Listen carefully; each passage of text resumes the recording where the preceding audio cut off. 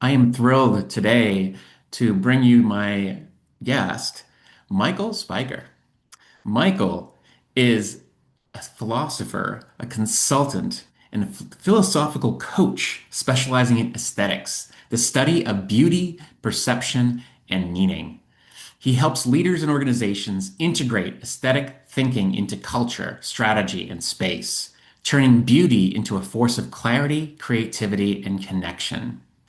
Drawing from both academic philosophy and business consulting, Michael brings uncommon depth to leadership development, organizational culture, and personal growth. He also works with leaders one-on-one through philosophical counseling, helping them navigate complexity, reframe challenges, and lead with greater intention. He's the founder of the Aesthetic Research Lab and a regular contributor to Beauty Matter, where he writes about the intersection of beauty, ethics, and identity. Through keynotes, workshops, and coaching, he guides people to see differently, sharpening their judgment, enriching their presence, and rehumanizing how they lead. He believes leadership isn't just problem solving, it's the art of shaping experience beautifully. It is so awesome to have you here, and I'm so thrilled to have you, Michael. I want to uncover your brilliance through this session and just share you with the community. So thank you for coming. Thank, thank you, Tony. Thank you for having me. Yeah. Your intro is just really powerful because when I think about all the things that you're doing in the world and this idea of philosophical counseling, which is to me, it's a new term, but I know it's something that you've kind of tapped into. And it would be great to just hear a little bit about that, just, off the bat. Yeah, I am certified through the American Philosophical Practitioners Association, and the basic premise of it is sometimes people need someone to talk to, but they don't have a specific diagnosable issue. So I kind of say that philosophical counseling is for those whose only diagnosis is being human. So it's applying the tools of philosophy to the problems of everyday life, which Mm. are plentiful. So, for example, questions of meaning. I can imagine someone that worked at a company for, say, 20 years and then all of a sudden is let go, might have a crisis of meaning. Like, what is their life for? They thought this was it, and now it's gone. Or, other kinds of issues that people deal with and, commonly in everyday life, heartache, decisions, crises of faith, all of these kinds of search for meaning and purpose, and like what we might term as existential type crises. I just love this. It's so cool because again, I think philosophy is one of those things that we don't often, the average person doesn't think much about, but I think it's such an important piece of what we need now. This is a very future-orientated summit, this idea of illuminating the path forward. And, I think philosophy is a big part of that. And so I'm so glad that you shared what you just shared. And, this leads us to a very Well, philosophical aspect of what we're headed. But go ahead, Michael. I was just going to add real quick that the thing about that is everyone has had philosophical questions of some kind or another. Everyone's wondered what is the good or right thing to do. Everyone has wondered, whether there's a God or the nature of truth, or like especially in this day and age where uh, a while ago, fake news became a big buzzword, and now people are wondering about all the distortions of facts that AI might be presenting to us. So I think these questions are live questions, and philosophers have spent, millennia talking about them. And Yeah. so I think philosophers are actually better equipped than most people to handle the nuances of all these really difficult questions. It's well said. Yeah, and that's exactly why we're gonna head into our first, big question, which I think is going to be interesting to hear what it is for you. And that is, what question are you currently living into that feels most alive? Uh, Well, as someone that has studied aesthetics and philosophy for over 20 years, when you're immersed in that kind of academic research, it's very easy to become kind of removed from the daily uh, practical applications of things. And I Mhm. think that in some ways that might be useful for the purposes of studying. Like you might, it's just like studying the piano. You might practice scales and think this isn't music, and then all of a sudden you learn to play actual music. So I think for me, getting back to that, but I always had this idea embedded in the back of my mind that I never wanted to be just an academic philosopher. I never wanted to just make that my home. So I think the question lately that's been kind of guiding my thoughts and actions is, how can beauty become a practical force in leadership and organizational life? Like, it's not just something we often think of beauty as maybe being for the elite or for Yeah. special moments. Like, it's beautiful when we go to an art museum, or it's beautiful when we go on the top of a mountain. But there's a beauty in our daily lives that we often overlook, or think is, or maybe feel is less important. Um, so I think exploring this is is something that has become even more meaningful in the last few months when Gallup released its 2025 State of the Workplace that basically said leaders feel more disengaged than ever before. Mm. So if we've been focused so much on all of the quantitative aspects of our lives and business and so on, something isn't working. And I'm not saying get rid of the quantitative, but we've dismissed the qualitative. And I think that's what philosophy and aesthetics brings into our lives that is missing, the human. So I kind of often say that like part of my role is to help rehumanize the workplace and rehumanize our lives, really. So wonderful. I mean, this idea that like it's embracing the everyday elements of beauty in our lives, and by doing so, we almost become more present and appreciative of what is happening around us. And I think, you can tell me more about this, but I think this probably takes a lot of practice. Well, and it takes awareness too. Yeah. I had a conversation with someone after an event. We just had this brief conversation over a drink after this event ended, uh, and it was about some of the things I just said, everyday aesthetics. Mhm. And a few months later, he emailed me and said, I've been thinking about that conversation, and it just became more real. All that happened was something that I think wasn't even necessarily in his control. He switched offices. The office he was in overlooked the ugly side of another building, and now the office he's in overlooks a park and has a vast view of the sky and the harbor. Hmm. And he said, "I feel happier and more productive."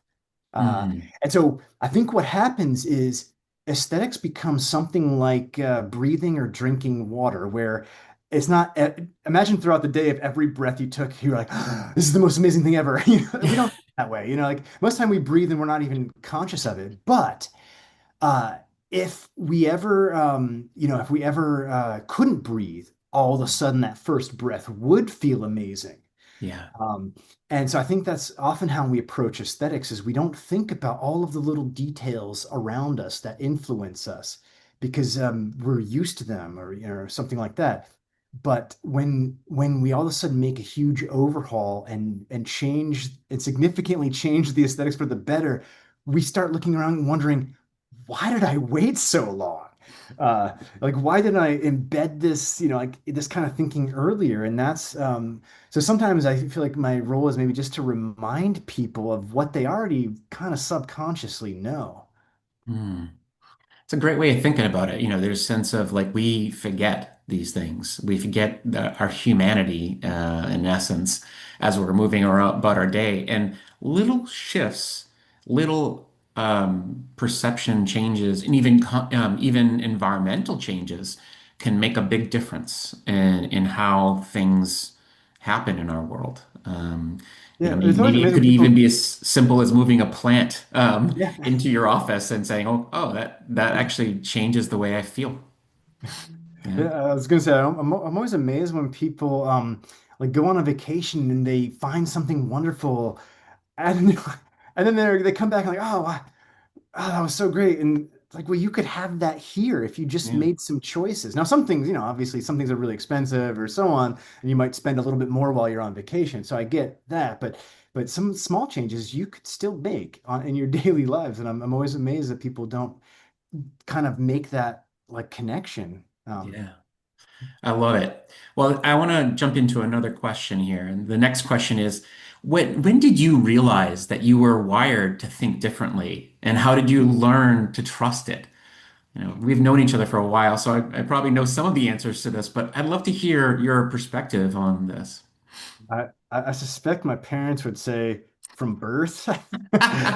Um, uh, so I don't necessarily have like a moment to pinpoint, but I sort of just always thought a little differently. But I think the bigger difference is kids tend to be inquisitive, and I think some maybe adults force that habit out of them. For some, I think for others, they are inquisitive, but only up to a point. And I think for me, I just leaned into it more. And I think that might be it. And I spent a lot of time alone as a kid, and I get, and that developed kind of maybe being more self-sufficient in a sense. And I say that to say, as we get older, we stop making time for reflection. And like, whereas maybe it's forced on you as a kid, like especially if you don't have a car or not old Yeah. enough to drive yet, to actually do something. um, but as adults, we often forget that those lessons we learned as kids, Hmm. and we don't make that time that was so valuable. And we know, there's examples, and even in like scientific discoveries, that the moments where some discoveries were made were when the person doing the research took a break, Yeah. and so on. So I think, yeah, I think, yeah, I guess that's really when, and just certain things I've always been drawn to, like the fact that, um, I lots of people have been presented with some of the ideas and aesthetics, but it just resonated with me in Hmm. ways that so I think just like trusting that the things that I find interesting have value. Hmm.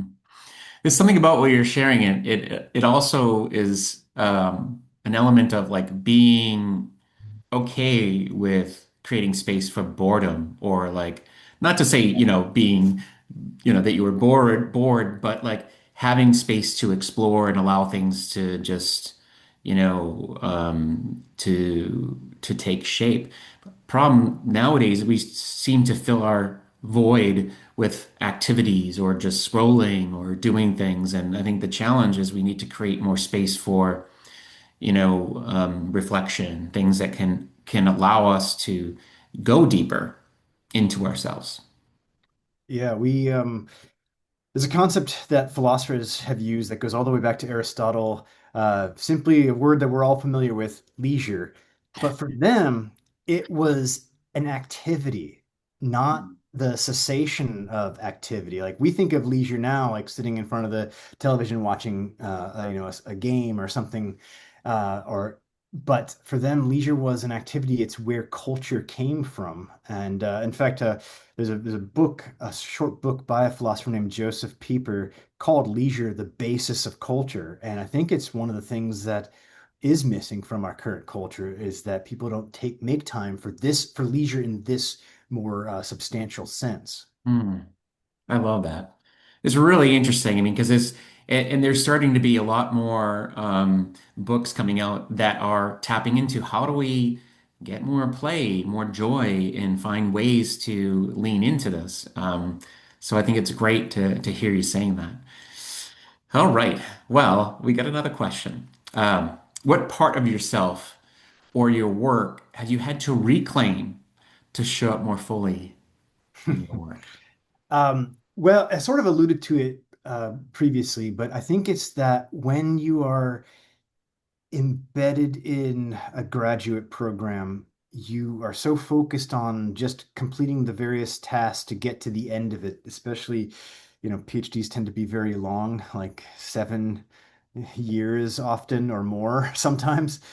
Um, so I think you get focused on just completing these tests that you forget that philosophy is a way of life. It's not just something that you just analyze, and so I think, but I think this is true for anything. Like you develop habits in any context, and so I think revisiting what got you interested in this in the first place, and so I guess I wanted to re-bridge the theoretical with the practical. I think every theory has practical import, and every practice has a theoretical basis of why you do it one way instead of another, even if you're not aware of it. And I'm willing to admit there's maybe possible exceptions here and there, but for the Yeah. most part, I think this is true. And so, so bringing them back together to really push aesthetics um, and philosophy back into its proper place as practical disciplines. Mm. And so that's part of, that's part of what I've had to kind of refocus my own thinking on, and that's been the basis of my work with others. What you just shared is really powerful. I mean, there's something that a lot of us struggle with is sometimes you have, an idea without action is, not to say useless, but it doesn't have a utility, and therefore, in many ways, we need to tap into that. How do we create an applicability to the things we're doing? That doesn't mean that everything has to have utility, but it's more powerful that way to be able to use it to do something meaningful with it.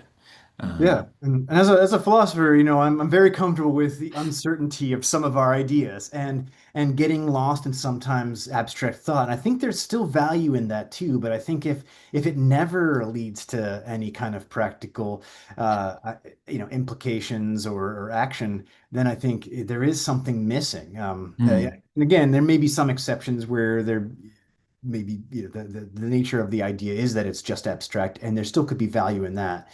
But I think there has to be some aspect of it that translates into everyday practice. That's great. It's an interesting thread because even the things that aren't put into practice, they could be the pre-thought to the thought that then gets put into action. Now keep that one going. Yeah. Um, all right. What do you believe the future asks of us right now, especially those who feel like outliers? When I think of outliers, I think of people who, maybe not in the mainstream of, feeling like they belong in the normal strain of work or, in the box, if you will. I I think the future not only asks but begs us to pay attention. And I think it also asks us to trust our instincts. Um, we live in a time like people have referred to it as the attention economy. I Mm, kind of prefer to think of it as the distraction economy. We've been distracted out of our humanity, I think, and out of our thought processes. And we often just accept the status quo. And there's a certain amount of goodness to that. I was recently telling someone, uh, imagine if every morning you woke up and had to relearn how to make coffee. That would be awful. it But you just would. get up and just do it. And occasionally you readjust if you get a new coffee maker and somehow it tastes different, or the brand you used to get has been discontinued and now you have to switch brands or something like. There are some times where situations force that, but so we need some things that are recurrent, but that's what I think philosophy does is it challenges us to question our assumptions at every so often. It doesn't mean every second, because then we would never get anything done. Yeah. But it means being aware, and I think also approaching this with humility. But we need to pay attention to what is going on with the world, our lives as individuals, our communities. It enables leaders to imagine different possibilities. We've probably all heard someone that is maybe in like their 60s or 70s say something like, well, that's just the way it is. Like they've sort of gotten to the point where they're like, I'm done fighting, that's just the Mm, way it is. And I get that in some sense, and maybe even in some context, whatever the issue is isn't matter. But we should not have to accept the way things are, whether it's at our jobs. I mean, the people that have often done great things in business have done things outside of the box, and yet Mm, we're still so committed to the box yeah. in many ways. Uh, and I also just want to say we sometimes do need distractions. So I don't want to. I think Mhm. sometimes with life, when life gets tough, sitting in front of and watching our favorite show is a necessary distraction. Oh, yeah. It frees us from the problems of the day. But when we distract ourselves only with things without substance, um, I think it hinders our understanding of what it means to be human, and it hinders our becoming.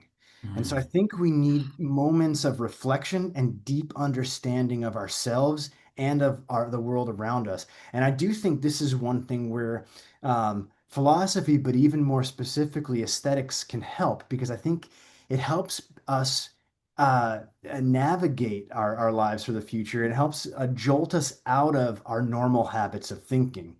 mm, Learning I sometimes tell people that like learning to be more attentive aesthetically kind of expands into other aspects of our lives. And in fact, the former president of Czechoslovakia in the early 90s, before it split into two countries, Václav Havel, in his book Summer Meditations, made a similar point. He was specifically talking about political leaders, but I think a similar thing applies to any leader. And he said, uh, good taste is more valuable than a postgraduate degree in political science. And I think what he was referring to well isn't done. that those educations are bad or not good or not useful.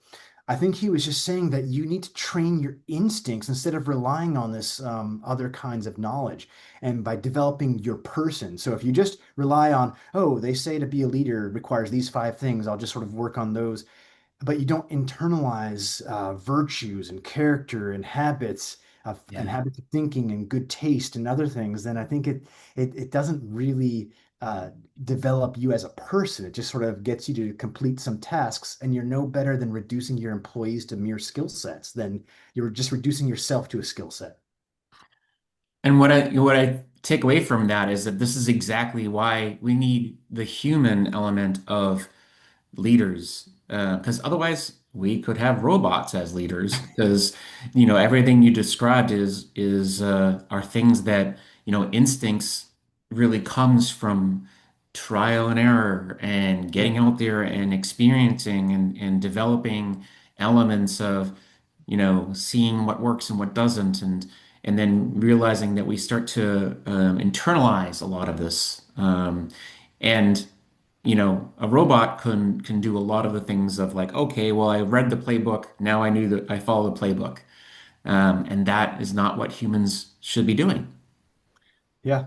Yeah, exactly. I mean, there's a famous example. I don't know how famous it is, but the philosopher who said it is famous, um, Richard Schusterman. He talks about aesthetic experience, and he gives this analogy of a cyborg that is not human, but and a person who is, and they both look at the same work of art, and they could both come up with an interpretation of what the artwork is trying to express and be both correct. But Yeah. what the cyborg cannot do in his scenario is feel. It Mm. cannot feel the artwork and feel the humanity being conveyed in the artwork. And I think there's a similar switch. Like sometimes I think we do need to distance ourselves from a situation. Like I imagine, a medical doctor. This is why medical doctors aren't supposed to operate on family members because they can't get that emotional distance from it. So there Mm. is some context that require it, but there's also, an element of our humanity that really needs to be present. Mm. Yeah. All right. Speaking of humanity, in a world of speed and noise, how do you stay anchored in what truly matters? This probably won't come as a surprise, but I think for me, it's about continuously cultivating aesthetic attention, Mm. which also involves, and for philosophy, like learning to slow down, Mm. notice, and ask questions. Some questions when I say that philosophers say to challenge and question assumptions, it doesn't mean you have to change your assumptions. It Yeah. just means be reflective about that. Does this fit? Hmm. Does this bring clarity? Does this feel meaningful? Like just being able to ask those questions. Um, I definitely stay grounded in some of the things that I read, Yeah. and by I think for me regularly visiting art museums and art galleries, um, and writing, I think is as a reflective. I write for various reasons, some of which are for formal outlets, and some of which are just for myself. But I also think making art is another way for me, and it's one I highly recommend. It was Kurt Vonnegut who said, uh, very paraphrased here, Yeah. something to the effect of "Make art, even if you do it poorly, it makes the soul grow." And Kurt Vonnegut, as a humanist, was not someone that believed in a robust religious sense of the soul. So he's definitely using that word more metaphorically. But I think there's something really valuable. People that make art, even small things. Like I even in a group that I was leading, I said, even if, like, let's suppose you're leaving and you need to write a note to somebody that you live with, whether it's a Hmm. spouse, a roommate, or whatever. Like, I've gone out somewhere.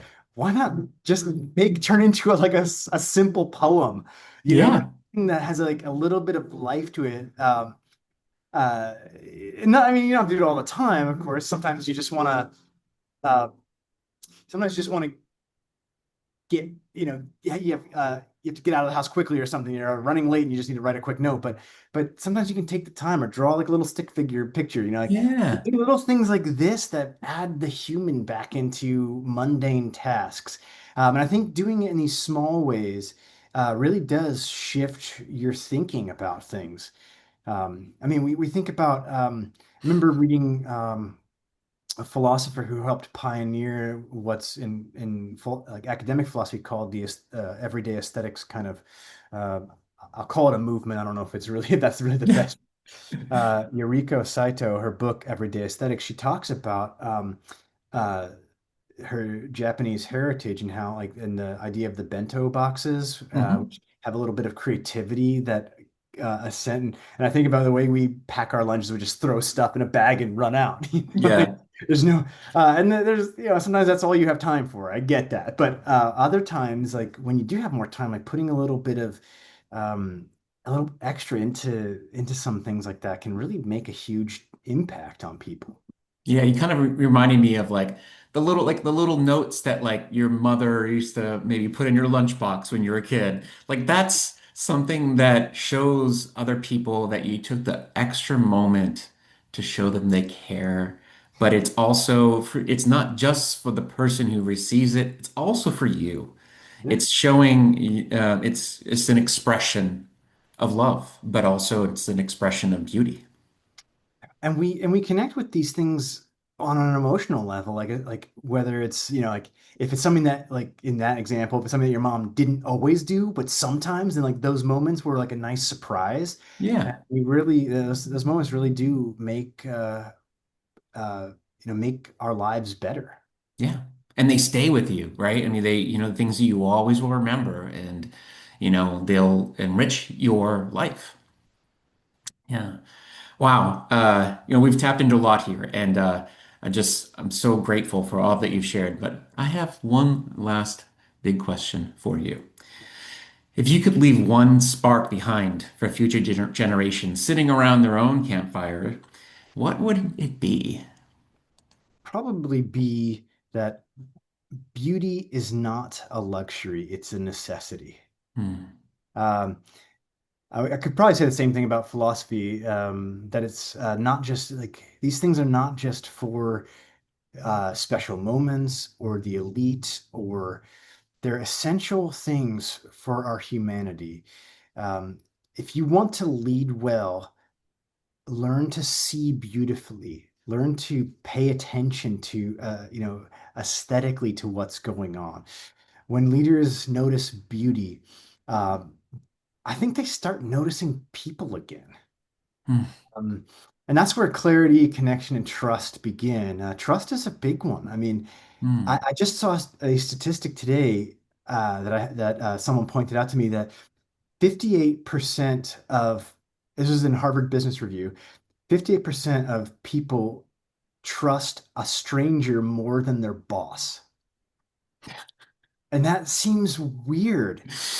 Yeah. Um, that you might think your boss doesn't have not just isn't like I mean they might not care about all the mundane details of your life, but that they don't have any kind of sense of your best interest.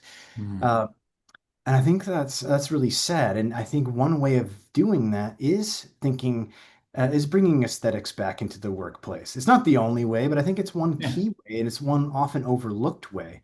Uh, I mean, think about it this way. When was the last time you talked about like the philosophy of Immanuel Kant with someone versus when was the last time you talked about the last movie you saw with someone? Yeah. I mean, and I'm a philosopher. Yeah. And I've probably talked about a movie more recently than Immanuel Kant, Mm. not including students. But uh, so I just think there's something Mm. about art that brings people together. Yeah. Uh, People, whether they even if they despise a work of art, they still have something to say about it. Mm. You know, I so couldn't agree more. Michael, thank you so much for sharing this with us today. This is why, you're an illuminator. You're creating this path to people to see differently and to think about, how it is that we are looking at things. Maybe we can look at things differently and create a different path forward. So I want to thank you for joining us in this summit. thank you, Tony. Wonderful. And that's a wrap.